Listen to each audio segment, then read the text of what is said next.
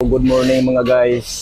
Kasi maraming nagtatanong sa akin ito kung magkano ko daw binibigay sa mananahe.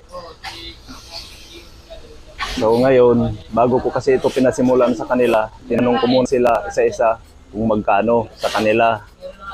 So ang good nila, 9.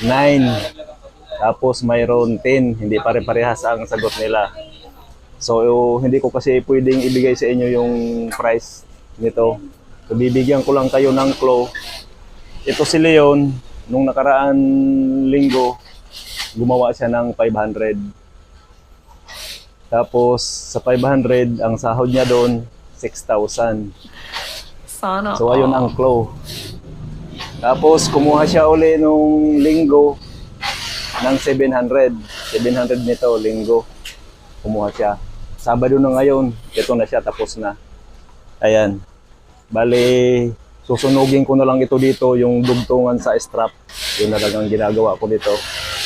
So sa 700 ang sahod niya dun. So i-times nyo na lang, nandun na ang kasagutan sa clue na yun.